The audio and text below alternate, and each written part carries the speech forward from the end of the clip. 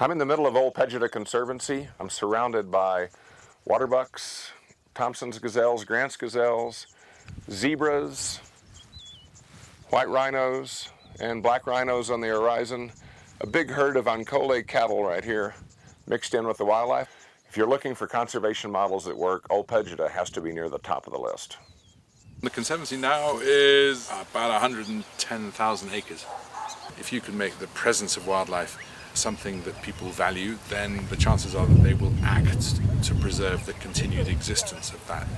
So our model very much is to try to maximize the use of the land through using our wildlife asset as a lever to generate donor funding, which we can then apply to development initiatives amongst the people and the communities that live around us as a means to improve their livelihoods.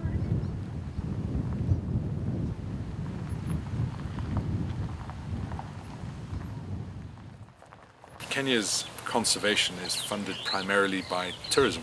So people coming to Africa to see these animals and to provide a reason for governments to keep those animals, I think is really, really important.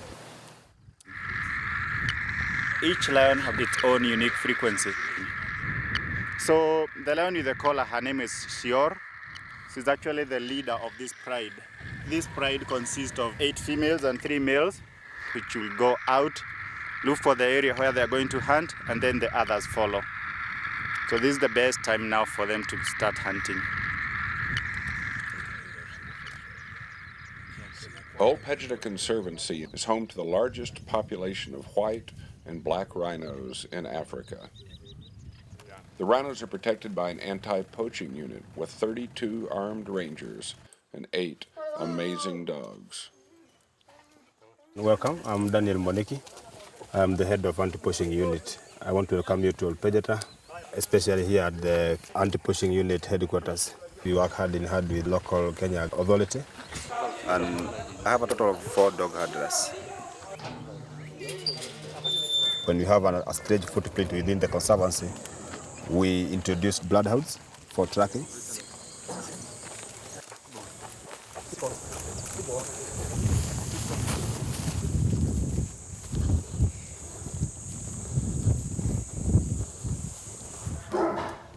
Now this is the gunpowder that we normally use for sashing, a pure gunpowder like any other powder that is in the gun. Niapo. Looking up at you shows that it's here I have completed my work, give me my reward. That's how we operate. The highest level of security is for the last 3 northern white rhinos on Earth. Here with me are the 3 rhinos. We really take great care of them because we don't want to lose them. And I myself, I don't treat myself as a human, but I treat myself as a rhino. I learn animal behavior from these rhinos, and I love them very much. It's my favorite animals. Yeah. I'm with Sudan, the last remaining male northern white rhino in the world. The last 2 female northern whites are in the big pen up this way. And Old Pejeta is still working on a breeding program to harness a way to combine these animals and maybe save the species. It's a very ambitious project, but what a magnificent creature Sudan is. You know, poaching is a cartel and it's a link. There is a man who comes here with a gun and kill a rhino, remove the horn. He takes that horn to someone else, and then that someone else will take the horn overseas.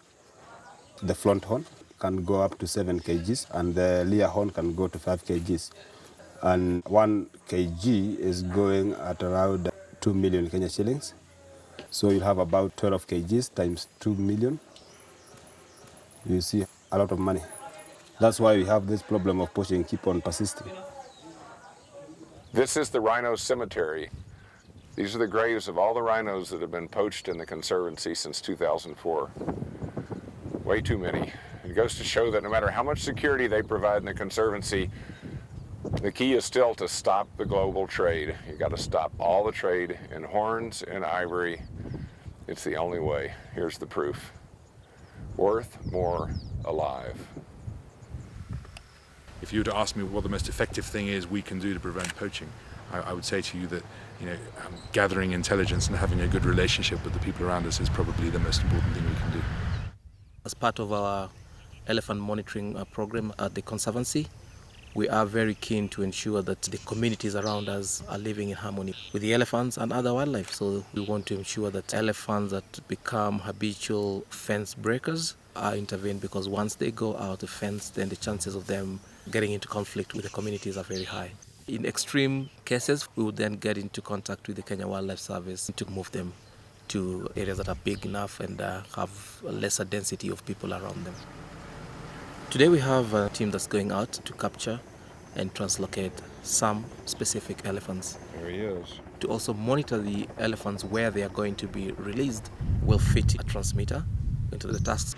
It's a GPS GSM tracking tag with motion sensors on board and a UHF transmitter. It's of course going to be embedded in the ivory. That was crazy. The helicopter herded the rogue elephant out of the bush, darted it. The team moved in, lifted up the elephant, got it up on the big truck, and Heinrich got up there, drilled a big hole in the elephant's tusk and inserted in an incredible piece of electronics that will track everywhere it goes in the world. And if it's grabbed by poachers, we'll know remotely.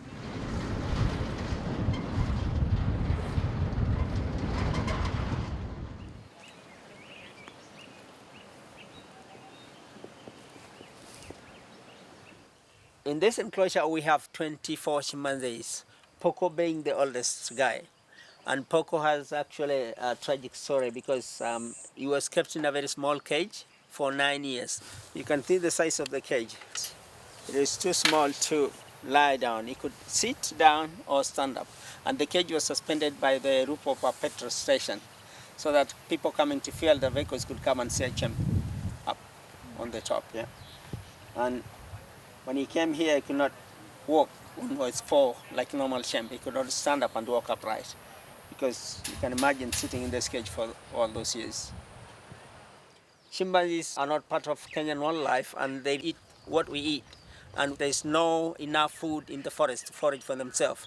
They rely on us to supplement them. They rely on human support. And one chimp can cost like $4,000 a year. And you can multiply that into 39 chimpanzees we have. It's a lot of money we're using to buy food, maintenance, and we need donors to support us as well. A sanctuary for chimpanzees, protecting and transforming lives in local communities, tourism for conservation, protecting the vulnerable, all worthy of support, and a joyful visit to Old Pejeta Conservancy.